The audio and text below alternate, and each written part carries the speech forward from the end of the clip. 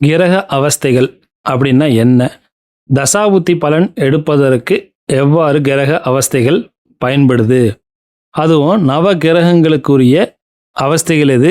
எந்த அவஸ்தையில் இருந்தால் நவ கிரகங்களில் சிறப்பான பலன்கள் அவர்கள் தருவார்கள் அப்படிங்கிறத பற்றி விரிவாக நாம் இன்றைய பதிவில் பார்க்க போகின்றோம். நான் உங்கள் அஸ்ட்ராலஜர் சிவலிங்கம் பேசுகிறேன்.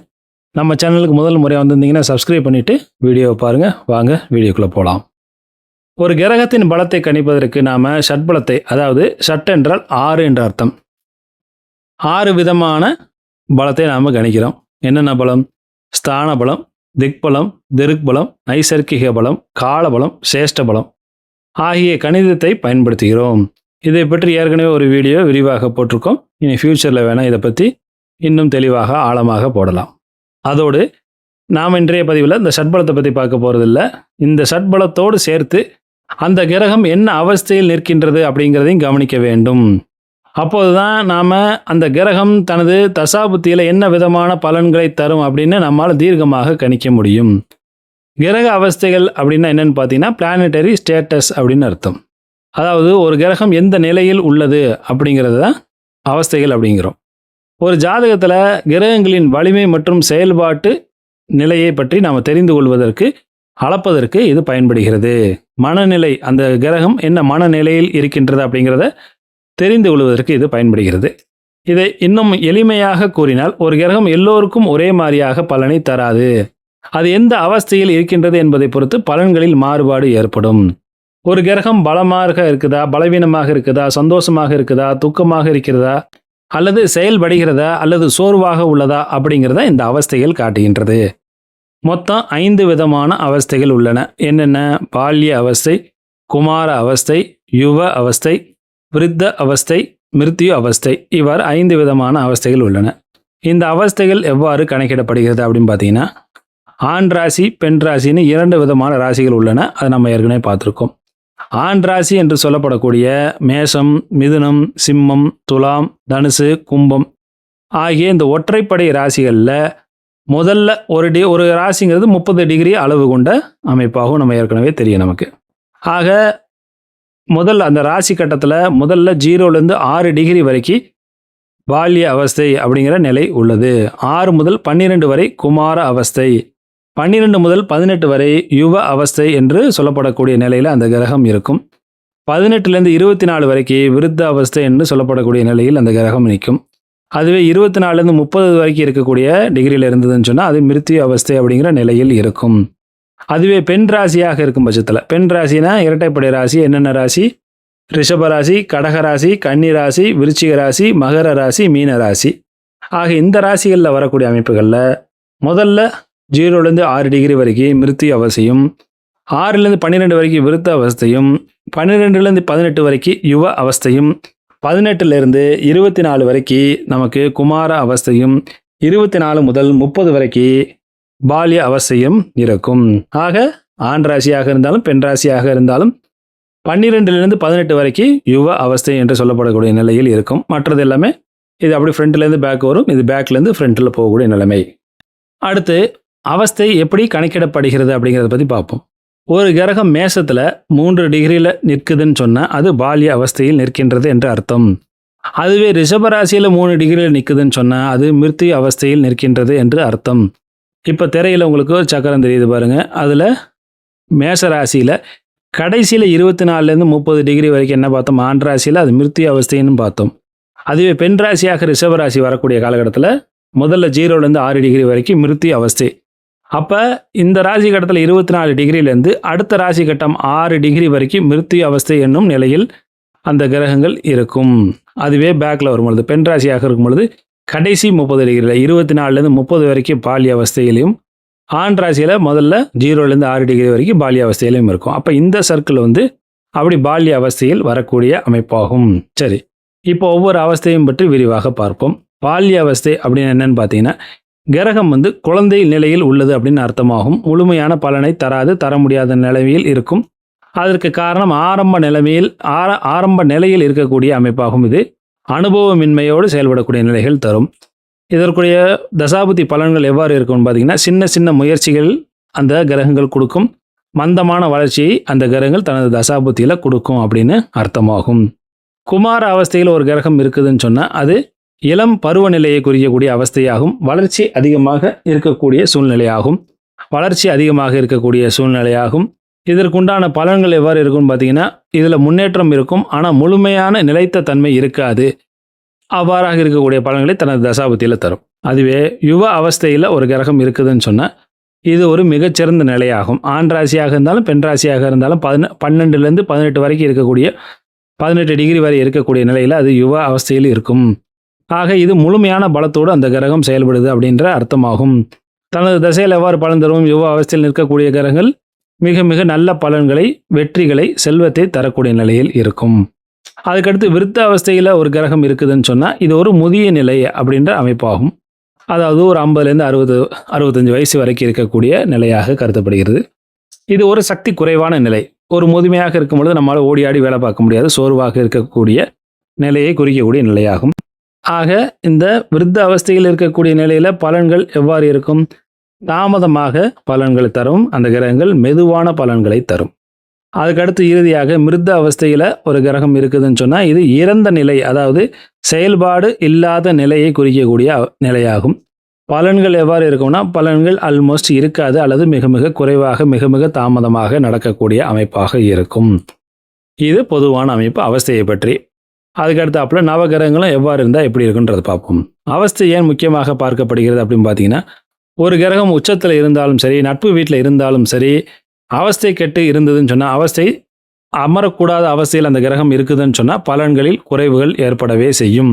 அதே போலவே ஒரு கிரகம் நீச்சத்தில் இருந்தாலும் அந்த கிரகம் நல்ல அவஸ்தையில் இருக்குதுன்னு சொன்னால், நல்ல அவஸ்தையில் இருக்கக்கூடிய நிலையில் அந்த டிகிரியில் உட்காந்துருக்குன்னு சொன்னால் அந்த கிரகம் நல்ல பலன்களை தரவே செய்யும். இப்போ கிளாசிஃபிகேஷன் பார்ப்போம். ஆண் கிரகமாக இருக்கக்கூடிய நிலையில், ஆண் கிரகங்கள் யார்? சூரியன், செவ்வாய், குரு. இவர்களெல்லாம் சக்தியோடு செயல்படக்கூடியவர்கள், சக்தியை குறிக்கக்கூடிய கிரகங்கள், செயல்பாட்டை குறிக்கக்கூடிய கிரகங்கள், ஆதிக்கம் மிக்க கிரகங்கள் ஆவார்கள். இவர்களுக்கான ஆண் கிரகங்களுக்கான சிறந்த அவஸ்தைகள் எதுன்னு பார்த்தீங்கன்னா யுவ அவஸ்தையாகும். யுவ அவஸ்தையில் மிக மிக சிறந்த பலன்களை இந்த கிரகங்கள் தருவார்கள். அதுக்கு அடுத்தாப்புல குமார அவஸ்தையில் நல்ல பலன்களை தரக்கூடிய நிலையில் இருப்பார்கள். ஆக பால்ய அவஸ்தைனா சின்ன குழந்தை, குமார அவஸ்தைனா ஒரு வளரக்கூடிய இளம் பருவ நிலை, யுவ அவஸ்தைனா நல்ல வாலிப பருவம், அதுக்கு அடுத்தாப்புல விருத்த அவஸ்தைனா நல்ல அனுபவம் மிக்க ஒரு முதிர்ந்த மனிதன், மிருத்திய அவஸ்தைனா கடைசி காலங்களில் இருக்கக்கூடிய ஒரு மனிதனை குறிக்கக்கூடிய அமைப்பு. ஆக ஆண் கிரகங்கள் யுவ அவஸ்தையிலையும் குமார அவஸ்தையிலும் நல்ல பலன்களை தரும். ஏன்? ஆண் கிரகங்கள் செயலைகளை குறிக்கக்கூடிய அமைப்பு, ஆற்றலை குறிக்கக்கூடிய அமைப்பு, தாக்கத்தில் செயல்படக்கூடிய நிலைகளை குறிக்கக்கூடிய கிரகங்கள் ஆவார்கள். இவர்கள் யுவ நிலையில் உட்காரும் பொழுது முழுமையான சக்தியை வெளிப்படுத்தக்கூடிய நிலையில் வருவார்கள். கிரகங்கள் தனது முழு ஆற்றலை வெளிப்படுத்தி நல்ல பலன்களை ஜாதகருக்கு தரும். ஆகாத அவஸ்தை, ஆண் கிரகங்களுக்கு ஆகாத அவஸ்தை எது? மிருத்திய அவஸ்தை மிக மிக கெடுதலான பலன்களை தரும். அவர்களால் முழுசாக யோகராக இருக்காருன்னு வைங்க, அவர் லக்ன யோகராக இருக்கும் பொழுது மிருத்திய அவஸ்தையில் இருந்தாருன்னா அவரால் முழுமையான பலன்களை தர முடியாது. அதுக்கடுத்து விருத்த அவஸ்தையில் இருந்தாருன்னா அவர் பலவீனமான நிலையில் இருப்பார், ஏனோதானங்கிற பலனை கொடுத்து விட்டு போய்விடுவார். ஏன்? என்ன காரணம் பார்த்தீங்கன்னா முடிவெடுக்க முடியாத தன்மையை தரும். அதோடு தாமதமாக செயல்படக்கூடிய அமைப்புகள் இருக்கும். ஆண் கிரகங்கள் வேகம்னு பார்த்தோமா, ஆற்றல்னு பார்த்தோமா, அந்த மாதிரி இருக்கக்கூடிய நிலையில் அவங்க விருத்த அவஸ்தையில் இருந்தாங்கன்னா, அதாவது ரொம்ப சோர்வாக இருக்கக்கூடிய முதிர்ந்த நிலையில் இருக்கக்கூடிய அவஸ்தையில் இருந்தாங்கன்னா அவங்களால ரொம்ப துடிப்பாக செயல்பட முடியாது, ஆற்றலோடு செயல்பட முடியாது, சக்தி குறைவாக இருக்கக்கூடிய நிலையாகும். அதனால் பலன்களில் தாமதங்கள் ஏற்படும். அதுவே பெண் கிரகமாக இருக்கும் பட்சத்தில் இங்கே சந்திரனும் சுக்கிரனும் பெண் கிரகங்களாக வருவார்கள். இவர்களுக்கு ஏற்ற அமைப்பு எதுன்னு பார்ப்போம். சந்திரனும் சுக்கிரனும் பெண் கிரகமாக இருக்கிறதுனால அன்பை குறிக்கக்கூடியவர்கள், உணர்ச்சிகளை குறிக்கக்கூடியவர்கள், சாந்தத்தை குறிக்கக்கூடியவர்கள். பெண் கிரகங்களுக்கு ஏற்ற அவஸ்தை எது? குமார அவஸ்தை மிகச்சிறப்பான நல்ல பலன்களை தரக்கூடிய நிலையாகும். அதுக்கு அடுத்தாப்புல யுவ அவஸ்தை அப்படிங்கிறது 2வது நல்ல நிலையை தரக்கூடியது. ஏன்? என்ன காரணத்தினால பார்த்தோம்னா பெண் கிரகங்கள் மென்மையை குறிக்கக்கூடியவர்கள், மென்மையானவர்கள், உணர்ச்சி மிக்க அமைப்பாக செயல்படக்கூடியவர்கள், வளர்ச்சிகளை தரக்கூடியவர்கள். ஆக இவர்கள் குமார நிலையில் இருக்கும் பொழுது இயல்பான வளர்ச்சி ஜாதகருக்கு கிடைக்கும். சமநிலையில் இருக்கக்கூடிய அமைப்பு ஜாதகருக்கு கிடைக்கும். நல்ல உறவுகளை வளர்த்து கொண்டு போவார்கள். நல்ல மன அமைதியை தரக்கூடிய நிலைகளில் இருப்பார்கள். கலைகளில் நல்ல ஆற்றல்களை செயல்படுத்தக்கூடிய, ஆற்றல்களை வெளிப்படுத்தக்கூடிய நிலைகளில் இருப்பார்கள். செல்வ சேர்க்கை அனைத்தும் தரக்கூடிய நிலைகளில் அந்த பெண் கிரகங்கள் இருப்பார்கள். பெண் கிரகங்கள் தவிர்க்க வேண்டிய அவஸ்தைகள் எது? மிருத்திய அவஸ்தையும் விருத்த அவஸ்தையும். ஏன் மிருத்தி அவஸ்தையில் உறவுகள் பாதிக்கப்படக்கூடிய நிலையாகவும், விருத்தாவஸ்தையில் வரும்பொழுது உணர்ச்சியால் முடிவுகள் எடுத்து சோர்வுகளை சந்திக்கக்கூடிய நிலையை ஜாதகருக்கு தந்து விடுவார்கள்.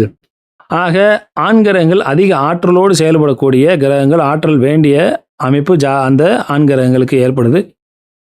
பெண் கிரகங்கள் வரும்பொழுது அவர்கள் சமநிலையோடும் மென்மையான போக்கோடும் நடந்து கொள்ளக்கூடிய கிரகங்களாக இருக்கிறார்கள். அதனால் ஆண் கிரகங்களுக்கு யுவ அவஸ்தையில் நல்ல விதமான பலன்களை தருவார்கள். அதே பெண் கிரகமாக இருக்கும் பட்சத்தில் குமார அவஸ்தை மிக நல்ல பலன்களை தரும். இயல்பான நல்ல பலன்கள் ஜாதகருக்கு கிடைக்கும். இப்போ ஆண் கிரகமும் பார்த்தாச்சு, பெண் கிரகமும் பார்த்தாச்சு. அதுக்கு அடுத்தாப்புல அலி கிரகம் என்று அழைக்கப்படக்கூடிய நியூட்ரலான கிரகம் சனி புதன், இவர்களுக்கு எது நல்ல பலன்களை தரக்கூடிய அவஸ்தைகள்னு பார்ப்போம். இந்த சனிக்கும் புதனுக்கும் நியூட்ரலான கிரகங்களுக்கு ஆண் பெண் மாதிரி ஒரே மாதிரியான விதிகளுக்குள்ள இவங்க அடக்க முடியாது. செயல்பாட்டு தன்மையில தான் இந்த அவஸ்தைகள் முக்கியத்துவமும் வேறுபாடும் அடைகிறது. சனி பகவானுக்கு எந்த அவஸ்தை நல்லது அப்படின்னு பார்த்தீங்கன்னா, சனி தாமதத்தை குறிக்கக்கூடிய கிரகம், ஒழுக்கம், கர்மபலன், பொறுமையை குறிக்கக்கூடிய கிரகம். இவருக்கு சிறந்த அவஸ்தை எது? விருத்த அவஸ்தை தான் மிகச்சிறந்த நிலை. விருத்த அவஸ்தைன்னு என்னன்னு பார்த்தா, நல்ல ஒரு முதிர்ச்சியான நல்ல அனுபவம் மிக்க ஒரு நபரை குறிக்கக்கூடிய நிலையில் அந்த கிரகங்கள் இருக்கும். அது சனி பகவானுக்கு மிகச்சிறந்த நிலையாகும். அந்த அவஸ்தையில் விருத்த அவஸ்தையில் சனி பகவான் இருக்காருன்னா மிக நல்ல பலன்களை தருவார். அதுக்கு அடுத்து எதுன்னு பார்த்தீங்கன்னா, யுவ அவஸ்தை நல்ல பலன்களை தரும். ஏன்? சனி மெதுவாக நகரக்கூடிய கிரகம், ஆனால் ஆழமான கிரகம் ஆவார். விருத்த அவஸ்தையில் முதிய நிலையில் இருப்பார். அனுபவம் கை கொடுக்கக்கூடிய நிலை, பொறுமையோடு செயல்பட்டு வெற்றிகளை அடையக்கூடிய நிலை.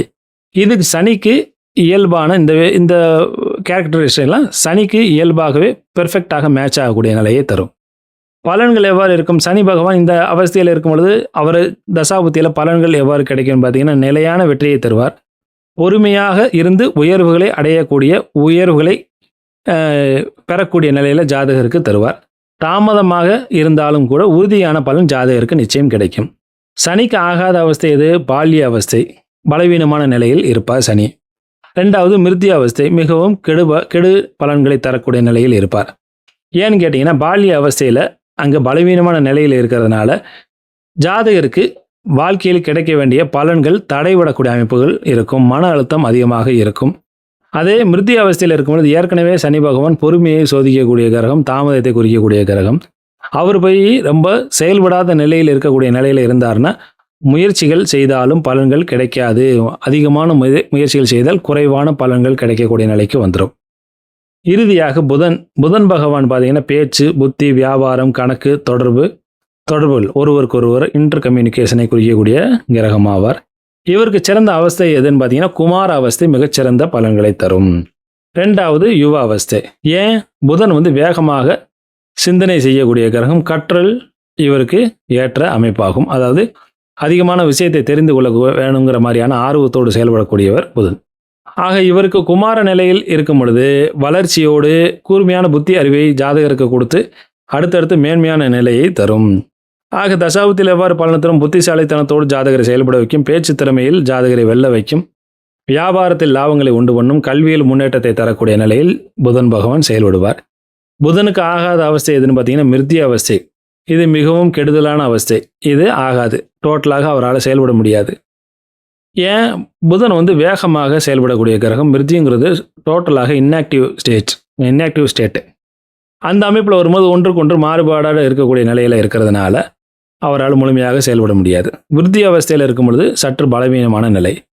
ஆக இந்த அவஸ்தையில் மிருத்தி அவஸ்தையில் இருந்தாலும் சரி, விருத்த அவஸ்தையில் இருந்தாலும் சரி, பலன்கள் எவ்வாறு இருக்கும்னா, குழப்பமான நிலையில் ஜாதகர் இருப்பார். அந்த புதனே குழப்பமான மனநிலையில் இருக்கிறனால ஜாதகரை அந்த மாதிரி மாற்றிடுவார். தவறான முடிவுகளை எடுக்க வைப்பார். கம்யூனிகேஷனில், இன்டர்பர்சனல் ஸ்கில்ஸில் பிரச்சனைகளை ஏற்படுத்துவார். ஆக சனி மெதுவாக வளர வேண்டும் அப்படிங்கிற அமைப்பில் இருக்கக்கூடிய கிரகம். ஆனால் புதன் நல்ல வேகமாக செயல்பட வேண்டும் அப்படின்னு நினைக்கக்கூடிய கிரகம். அதனால் சனிக்கு விருத்தி அவஸ்தையும் புதனுக்கு குமார அவஸ்தையும் பெஸ்ட்டான அவஸ்தைகளாகும். அப்புறம் நம்ம ராகு கேதுகளை விட்டுட்டோம். ராகு கேதுக்கள் நிழல் கிரகங்கள். ராகுன்னு எடுத்துக்கிட்டால் ஆசை, வெளிநாடு, மாயை அல்லது விரிவாக்கத்தை குறிக்கக்கூடிய கிரகம், எதையும் பெரிதாக சிந்திக்கக்கூடிய கிரகம். கேதுன்னு எடுக்கும் பொழுது துறவு, ஆன்மீகம், உள்ளுணர்வு, விடுபடுதல், எல்லாத்துலேருந்தும் விலகி ஓடக்கூடிய கிரகம் கேது. அதனால் ராகுன்னு எடுத்துக்கிட்டால் வளர்ச்சியும் ஆசையும் தூண்டக்கூடிய கிரகம், வளர்ச்சியோடு ஆசை படக்கூடிய கிரகம். கேதுன்னு எடுத்துக்கிட்டால் இருப்பதை குறைத்தல் அல்லது ஞானத்தை அடையக்கூடிய கிரகம்.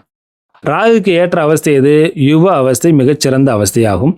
குமார அவஸ்தை ரொம்ப நல்லது. ஏன்னு கேட்டிங்கன்னா ராகு விரிவாக்கம் ப்ளஸ் ஆசையை குறிக்கக்கூடிய கிரகம்.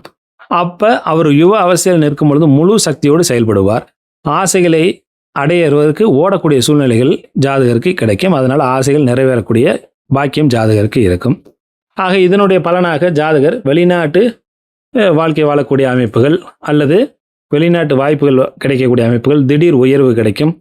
டெக்னாலஜி, மாடர்ன் ஃபீல்டில் செயல்படக்கூடிய நிலைகள், லேட்டஸ்ட் டெக்னிக்ஸை பயன்படுத்தக்கூடிய நிலைகள், இதெல்லாம் பயன்படுத்தி ஜாதகரை வெற்றியடைய ராகு பகவான் தூண்டுவார்.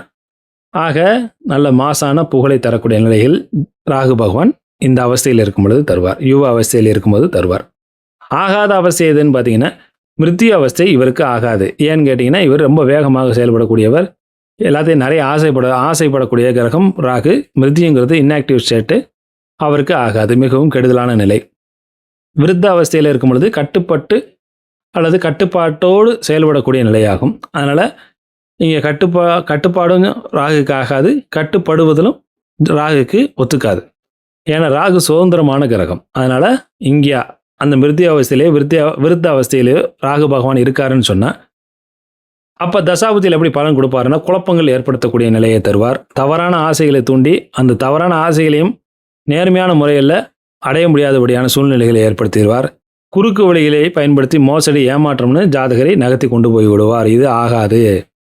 ஆக கேது இறுதியாக கேதுவுக்கு ஏற்ற அவஸ்தை எது? விருத்த அவஸ்தை கேது பகவானுக்கு ஏற்றது. ஏன்னு கேட்டிங்கன்னா அங்கே கேது ஞானத்தை குறிக்கக்கூடியவர். விருத்த அவஸ்தைங்கிறது ஒரு மெச்சூர்டு எல்டரை குறிக்கக்கூடியது. ஆக நல்ல கேதுவனுடைய அனுபவம், துறவு நிலையம் இந்த விருத்தி அவஸ்தையில் மிகச்சிறப்பாக பலனை தரும். விருத்தி அவஸ்தையை அடுத்தாப்புல பார்த்தோம்னா யுவ அவஸ்தை கேதுவுக்கு ஓகே, நான் ஓரளவுக்கு நல்ல பலனை தருவார். கேதுவனுடைய அனுபவமும் துறவும் விருத்தி நிலையில் இருக்கக்கூடிய ஞானமும் ஆன்மீக உயர்வும் ஜாதகரை நல்ல மென்மேலும் உயர்த்தக்கூடிய நிலையாக இருக்கும். ஆன்மீகத்தில் முன்னேற்றங்கள் கிடைக்கும். தசாபுத்தியில் தீவிரமான உள்ளுணர்வு செயல்படும். அதன் மூலமாக இன்ட்யூஷன் பவர் ஜாஸ்தியாக கிடைக்கும். ரிசர்ச்சில் ஜாதகரை நல்ல பெரிய லெவலில் வெற்றி அடைய வைக்கக்கூடிய நிலையாக இது கிடைக்கும். கேதுவுக்கு ஆகாத அவஸ்தை எது? பால்ய அவஸ்தை கேதுவுக்கு ஆகாது. ஏன்னா இங்கே கேது பால்ய அவஸ்தையில் இருக்காருன்னா ஒரு கிரகம் பால்ய அவஸ்தையில் இருந்தால் அந்த பால்ய அவஸ்தையில் இருக்கக்கூடிய கிரகங்களுக்கு அனுபவம் இருக்காது. கேது அனுபவத்தை குறிக்கக்கூடிய கிரகம். பால்ய அவஸ்தை திசை தெரியாத கிரகம். அதுக்கடுத்த மிருத்தியுலையும் செயலற்ற நிலையில் இருக்கக்கூடிய நிலையாகும். அதனால் அதுவும் கேதுவுக்கு ஆகாது. இந்த பால்ய அவஸ்தையில் இருந்தாலும் சரி, மிருத்யு அவஸ்தையில் இருந்தாலும் சரி, அந்த கேது தசை எவ்வாறு பலனை தரும்னா குழப்பத்தை தரும். மன அமைதி இல்லாமல் ஜாதகரை செயல்படுத்தும். தவறான துறவு நிலையின் காரணமாக அசிங்க அவமான கேவலத்தை தந்துவிடக்கூடிய அமைப்பை உண்டு பண்ணிவிடும். ஆக நம்முடைய எய்மை நோக்கி போக முடியாதபடியே அதற்கு தடைகளும் தவறான எய்மை நோக்கி போய் பேர் கடக்கூடிய சூழ்நிலைகளும் தந்துவிடும். ராகு புதியதை தேடக்கூடிய கிரகமாகும். கேது பழையதை விட்டு ஓடக்கூடிய கிரகமாகும். அதனால் ராகுவிற்கு யுவ அவஸ்தை வெளிப்புற வெற்றியை நிச்சயமாக தரும். கேதுவிற்கு விருத்த அவஸ்தை உள்ளுணர்வின் மூலமாக வெற்றிகளை நிச்சயமாக தரும். ஆக இன்றைக்கு அவஸ்தைகளை பற்றி டாப் டு பாட்டம் பார்த்தோம். நிச்சயமாக இது ரொம்ப எளிமையாக நிதானமாக ஆரம்ப நிலையில் இருப்பவர்களுக்கும் புரியணுன்றதுக்காக விரிவாக நிதானமாக சொல்லியிருக்கேன். நிச்சயம் இது உங்களுக்கு புரிஞ்சிருக்கும்னு நம்புகிறேன். இது யாருக்கெல்லாம் பயன்படுமோ அவங்களுக்கெல்லாம் ஷேர் பண்ணுங்கள். மீண்டும் நல்லதொரு பதிவில் உங்களை சந்திக்கும் வரை விடைபெறுகிறேன். நன்றி, வணக்கம்.